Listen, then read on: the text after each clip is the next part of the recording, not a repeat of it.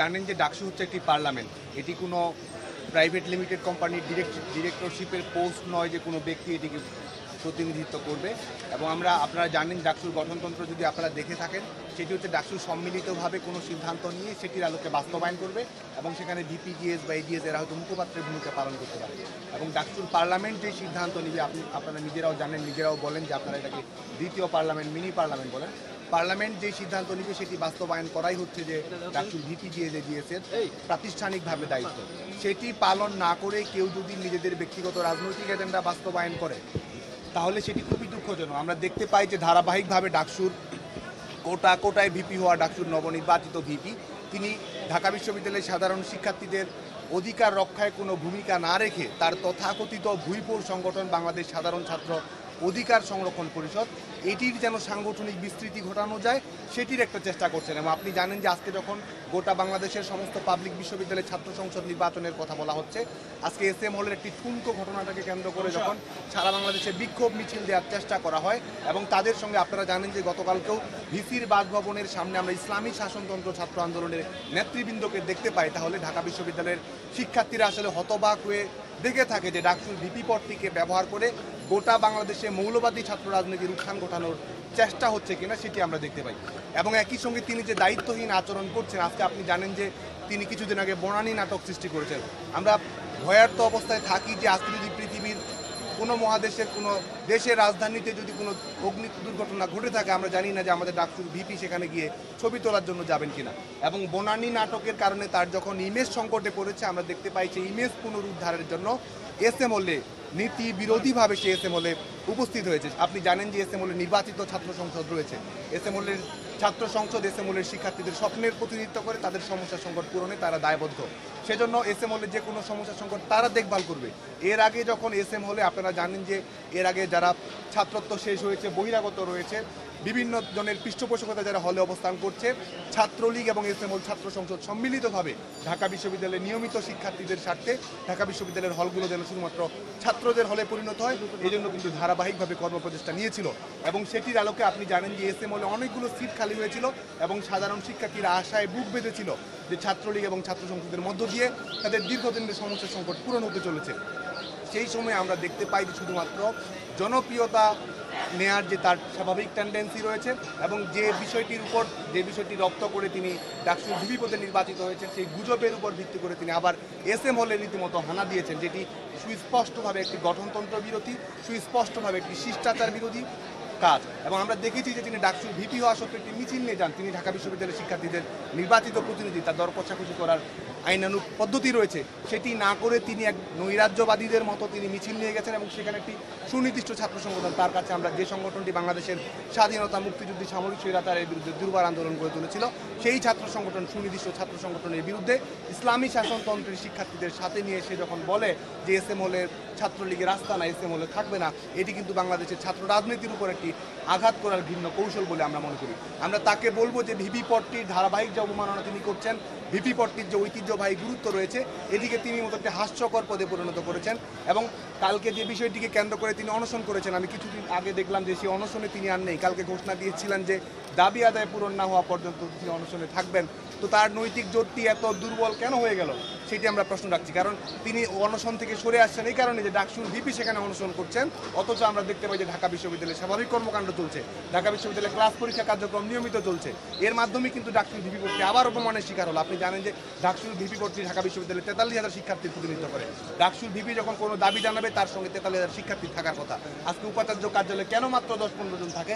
এটির মাধ্যমে কিন্তু প্রমাণিত হয় যে আমরা ইতিমধ্যে একটি হতাশা অনুভব করছি যে এর মধ্যেই ঢাকা বিশ্ববিদ্যালয়ের শিক্ষার্থীরা কোনো ভুল সিদ্ধান্ত নিয়েছে কিনা। এবং আক্রমণের যে কথা বলা হচ্ছে, আপনি জানেন যে গতকালকে ডিম ছোড়ার ঘটনা ঘটেছে, সেটিকে অবশ্যই আমরা নিন্দা জানাই, কিন্তু এটিও আপনাকে মনে রাখতে হবে যে আধুনিক যে বিশ্ব রাজনীতির ভাষা, সেখানে ডিম ছোড়া এটি একটি প্রতিবাদের ভাষা হিসেবে পরিগণিত হয়েছে। অনেক নির্বাচিত নেতাকে আপনি দেখবেন যে মার্কিন যুক্তরাষ্ট্রের প্রেসিডেন্ট, কিছুদিন আগে আমরা দেখেছি ইউরোপের অনেক দেশের প্রেসিডেন্টকে ডিম ছোড়ার ঘটনার সম্মুখীন হতে হয়েছে জনগণের দিক থেকে। কারণ হচ্ছে তারা জনগণের ভোটে নির্বাচিত হয়েছে, এটা যেমন ঠিক, কিন্তু পরবর্তীতে জনগণের চাহিদার বাইরে গিয়ে নিজেদের ব্যক্তিগত রাজনৈতিক এজেন্ডা যখন বাস্তবায়ন করতে চেয়েছে তখন কিন্তু জনগণের রোষের শিকার হয়েছে। ঠিক একইভাবে কালকে একটি নীতি গর্হিত কাজ করার কারণে, শৃঙ্খলা বিরোধী কর্মকাণ্ডের সঙ্গে জড়িত করার কারণে এবং এসএম হল একটা ঐক্যবদ্ধ পরিবার, সেই পরিবারের উপর সেই পরিবারের উপর আঘাত করার কারণে কিন্তু তাকে আজকে একটি নিন্দনীয় একটি অবমাননাকর পরিস্থিতির মুখে সম্মুখীন হতে হচ্ছে। আমরা তাকে বলবো আপনি দায়িত্বশীল আচরণ করুন, তাহলেই ভবিষ্যতে এই ধরনের পরিস্থিতির সম্মুখীন আপনি হবেন। সে সহ যারা নারী গতকাল গিয়েছিলেন তাদের লাঞ্ছনার অভিযোগ তিনি করেছেন, যে ছাত্রলীগের যারা সেখানে ছিলেন লাঞ্ছনার অভিযোগ করেছেন, এ নিয়ে আপনি কি বলবেন? এগুলো আকাশ কুসুম অভিযোগ, কারণ গতকালকে আপনি জানেন যে সোশ্যাল মিডিয়ায় কিছু ভিডিও সয়লাভ হয়ে গেছে, সেখানে কিন্তু আপনি দেখবেন যে প্রভোস্টের সঙ্গে তার যে কথোপকথন, সেখানে সে সুস্পষ্টভাবে স্বীকার করেছে যে তার এখানে আসাটা ভুল ছিল, এই প্রক্রিয়াটা ভুল ছিল, এবং বাইরে এসে সংবাদ সম্মেলনে আপনাদের সামনে বলেছে যে কোনো নারী শিক্ষার্থী সেখানে যায়নি। ভেতরে কিন্তু আমরা সেই ছবিগুলো দেখেছি, এবং সে সেই মিছিলে তাদেরকে নিয়ে এসে পরবর্তীতে আবার প্রভোস্ট অফিসে যখন যায় সেখানে আবার বলে যে তার সঙ্গে কোনো নারী শিক্ষার্থী ছিল না। এ ধরনের দোদুল্যমান ভিপি আমরা কোনো অবস্থাতেই প্রত্যাশা করি। হামলা হয়নি বলছেন, প্রশ্নই আসে না। এই হামলার নাটক সাজিয়ে আপনি জানেন যে আমাদের যে ক্যারেক্টার অ্যাসাসিনেশনের চেষ্টা ছাত্রলীগের বিরুদ্ধে, সেটি করে আপনি জানেন যে এই গুজব পারদর্শিতার উপর ভিত্তি করেই কিন্তু এই তথাকথিত বিপদ সংগঠনটির উদ্ভব হয়েছে। কোনো আক্রমণ হয়নি, তো বিষয়টা একটু ক্লিয়ার করে ডিম নিক্ষেপ আক্রমণ, আমি বলেছি যে ডিম ছোড়া এখন আধুনিক গণতন্ত্রের প্রতিবাদের ভাষা হয়ে দাঁড়িয়েছে। না না না, এখানে হামলার বিষয়টি ভিন্ন। এখানে হামলার বিষয় মানে আপনি ডিম ছোড়ার নিন্দা দুজনে আমি স্পষ্ট করে বলুন।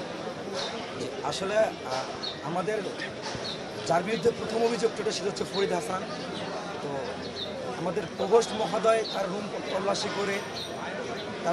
করে তার রুমে দেশীয় অস্ত্র এবং মাদক সহ উদ্ধার করে তার রুমটা সিলগালা করে দেয়, 113 নম্বর রুম। সেই রুমটা বন্ধ করে দেওয়ার পর পরবর্তীতে তাকে হল থেকে যাওয়ার নির্দেশ দেয় প্রভোস্ট মহোদয়। সে পরবর্তীতে আবার হলে কীভাবে ওঠে সেটা আমরা জানি না। তো গতকালকে তার আগের রাতে সাধারণ শিক্ষার্থীরা তাকে দেখে মাদক বিরোধী অভিযানে, যেহেতু মাদক নিয়ে আমাদের জিরো টলারেন্স রয়েছে, সেক্ষেত্রে তার বিরুদ্ধে সাধারণ শিক্ষার্থীরা ব্যবস্থা নিয়ে তাকে হল থেকে বের করে দেয়। আমরা সেই অভিযোগটি পাওয়ার পর আমরা প্রভোস্ট মহোদয়ের সাথে কথা বলি, স্যার এই বিষয়টিকে আমরা খতিয়ে দেখে সে যেহেতু আপনি তার রুম তল্লাশি করে আপনি মাদক পেয়েছিলেন, হয়তো তার বিরুদ্ধে অ্যাকশন নিতে হবে, প্রশাসনিকভাবে আপনাদের অ্যাকশন নিতে হবে, নতুবা আমাদের যদি সে নির্দোষ হয়ে থাকে তাকে হলে রাখতে হবে। পরবর্তীতে আমরা দেখতে পাই কি ডাকসুর নবনির্বাচিত যে ভিপি রয়েছেন, তিনি কালকের যে আচরণ এটা খুবই দুঃখজনক, খুবই কষ্ট পাইছি আমরা, কারণ তিনি ছাত্র প্রতিনিধি, আমরাও ছাত্র প্রতিনিধি। তিনি যেরকম ছাত্রদের ভোটে নির্বাচিত, আমরাও সলিমুল্লাহ মুসলিম হলের 1801 জন শিক্ষার্থীর ভোটে নির্বাচিত হয়েছি। তো তিনি ছাত্র প্রতিনিধি হয়ে আমাদের সাথে কোনো কথা না বলে কিভাবে ছাত্র ফেডারেশন, ইসলামিক শাসনতন্ত্র বা ছাত্রমৈত্রীদের সদস্যদের নিয়ে কিভাবে তিনি একটা হলে মিছিল নিয়ে প্রবেশ করতে পারেন? তাহলে তিনি সাধারণ শিক্ষার্থীদের নেতা বলে তিনি নিজেকে দাবি করতে পারেন না। তিনি ওই নির্দিষ্ট মহল যারা তথাকথিত কিছু নির্দিষ্ট এজেন্ডা নিয়ে কাজ করে তাদের এজেন্ডা বাস্তবায়নের জন্যই নিজেকে জাহির করতে যাচ্ছেন। এখানে আমরা কালকে সবচেয়ে বেশি কষ্টের বিষয় যে বিভিন্ন মেয়েদেরকে নিয়ে তিনি হলে মিছিল দিতে চলে আসেন। আমি এখানে প্রশ্ন রাখতে পারি, একজন দায়িত্বশীল জায়গা থেকে তিনি যে একটা ছেলেদের হলে কিভাবে মেয়েদেরকে যে নিয়ে গেলেন, যদি মেয়েদের কোনো ক্ষতি হয় দায় তো ডাকসুর বিভিন্ন নুরুকেই নিতে হবে। এখানে আমরা তো যদি এখানে কোনো কিছু হয় তা এর বিচারটা তাকেই করতে হবে। এখানে বিশ্ববিদ্যালয়ের কোনো একটা মেয়ে বা আমার বোনের যদি কোনো ক্ষতি হয়, এই আমার বোনের ক্ষতির দায়ভার তাকেই নিতে হবে, কারণ এখানে আমাদের হল ছাত্র সংসদ আমাদেরকে অবগত ছিলাম না, কারণ এই বিষয়টা মাদকের সাথে, এবং পরবর্তীতে ইভেন আপনারা জানেন যে নুরুকে নিয়েও বিভিন্ন প্রকার মতাদর্শের নিয়ে ভিন্নতার বিষয়টা প্রশ্ন চলে আসে। তার উপর ক্ষিপ্র থেকেও শিক্ষার্থীরা বিভিন্ন রকম হামলা করতে পারে। তো সেক্ষেত্রে এখানে যে অভিযোগ যে মেয়েদের উপরে হামলা, এই হামলাটাকে এটা সম্পূর্ণ একটি মিথ্যা এবং বানোয়াট, এবং আমরা মনে করি তারা ষড়যন্ত্রমূলকভাবেই মেয়েদেরকে নিয়ে এসেছিলেন, যাতে করে পরবর্তীতে আমাদের উপর কোনো প্রকার ষড়যন্ত্র করা যায় কিনা, এটাই তাদের অংশ ছিল বলে জানা। নামটা কি? আমি এম কামাল উদ্দিন, মুসলিম নির্বাচিত সাধারণ সম্পাদক। আমি আপনাদের সকলের উদ্দেশ্যে বলতে চাই যে একজন ব্যক্তির কিন্তু একাধিক পরিচয় থাকে, সেই পরিচয় কিন্তু অবস্থা ভেদে কোন পরিচয়টি আমরা গ্রহণ করব সেটি নির্ভর করে অবস্থার উপরে। ডাকসুর ভিপি নুরু যে অভিযোগ করেছে যে তিনি এসএম হলে গিয়েছিলেন, আমি বলবো ডাকসুর ভিপি এসএম হলে যাননি। তিনি গিয়েছেন একাধিক ছাত্র সংগঠনের প্রতিনিধি হিসাবে, সেই সব ছাত্র সংগঠনের নেতাকর্মীদেরকে নিয়ে তাদের দলীয় স্লোগানের চারদিক আলোকিত করে তিনি সলিমুল্লাহ মুসলিম হলে প্রবেশ করেছেন, এবং সলিমুল্লাহ মুসলিম হল ছাত্র সংসদের কোনো অনুমতি না নিয়ে, তাদেরকে না জানিয়ে যখন মাদক বিরোধী একটি অভিযান চলছিল, হলে সাধারণ শিক্ষার্থীরা মাদক বিরোধী অভিযান চালাচ্ছিল, সেরকম একটি উত্তাল অনিয়ন্ত্রিত পরিবেশের ভেতর তিনি নারীদেরকে নিয়ে ঢুকে পড়েছেন। এবং আমরা যখন তাকে প্রশ্ন করেছি যে আপনি নারীদেরকে নিয়ে কেন এখানে ঢুকে পড়েছেন, তখন তিনি আমাকে বললেন যে তিনি একটি সমাধান করতে এসেছেন, কি যে শিক্ষার্থীকে মাদক ব্যবসা এবং মাদক সেবনের দায়ে হল থেকে বের করে দেওয়া হয়েছে, তিনি নাকি তাকে হলে রাখতে এসেছেন। আমরা তখন তাকে বললাম যে ডাকসুর ভিপি কখনোই হলে সিট অ্যালটমেন্ট দিতে পারে না, সিট অ্যালটমেন্টের একটি নির্দিষ্ট প্রক্রিয়া রয়েছে। আপনি যদি মনে করে থাকেন যে এই শিক্ষার্থী অধিকার বঞ্চিত হয়েছে, তবে সেই শিক্ষার্থীর অধিকার বঞ্চিত হওয়ার বিষয়টি অবশ্যই ডাকসুর নির্বাহী সভায় আপনি উত্থাপন করবেন। নির্বাহী সভায় গৃহীত সিদ্ধান্তটি আপনি বিশ্ববিদ্যালয় প্রশাসনকে জানাবেন। বিশ্ববিদ্যালয় প্রশাসন হল প্রশাসনকে বাধ্য করবে সেই সিদ্ধান্ত বাস্তবায়ন করতে। কিন্তু আপনি ডাকসুর ভিপি হিসাবে সরাসরি এখানে কেন চলে আসলেন? তিনি তার কোনো উত্তর দিতে পারেননি। তখন তিনি বলেছেন যে আমরা প্রাধ্যক্ষের সাথে কথা বলবো। তিনি ওখানে অপেক্ষা করেছেন প্রাধ্যক্ষের সাথে কথা বলার জন্য, এবং তিনি অভিযোগ করেছেন যে তাকে নাকি আমরা অবরুদ্ধ করে রেখেছি। এটি সম্পূর্ণ একটি মিথ্যা অভিযোগ। তিনি হলে অবস্থান করেছেন প্রাধ্যক্ষের সাথে কথা বলার জন্য, তিনি প্রাধ্যক্ষকে ফোন করেছেন। তার পরবর্তীতে হল প্রাধ্যক্ষ যখন উপস্থিত হয়েছেন, হল প্রাধ্যক্ষের সাথে আমরা হল সংসদের নেতৃবৃন্দ এবং তিনি আমরা মিটিং করেছি। প্রাধ্যক্ষকে বিষয়টি খুলে বলার পর সেই হল প্রাধ্যক্ষ কিন্তু তাকেই অভিযুক্ত করেছে যে তিনি যেভাবে এসেছেন তিনি অন্যায়ভাবে এসেছেন। ডাকসুর ভিপি কখনো এভাবে একটি হলে প্রবেশ করতে পারে না। ধন্যবাদ। সংসদ হিসাবে, তাদের ভোটে নির্বাচিত প্রতিনিধি হিসাবে আমরা তাদের সাথে একাত্মতা প্রকাশ করে আমরা এটির নেতৃত্ব দিয়েছি। এই ব্যক্তিটি হলে মাদক সেবন করে এবং এক এক দিন এক এক রুমে অবস্থান করছে। আপনি জানেন যে সুস্পষ্ট অভিযোগের ভিত্তিতে তার রুমটি সিলগালা করা হয়েছিল, তিনি বাইরে ছিলেন। আনুষ্ঠানিকভাবে হল প্রশাসন অনুমতি দেওয়ার আগে তিনি হলে এসে বিভিন্ন রুমে অবস্থান করতেন, যেটি সম্পূর্ণ অবৈধ।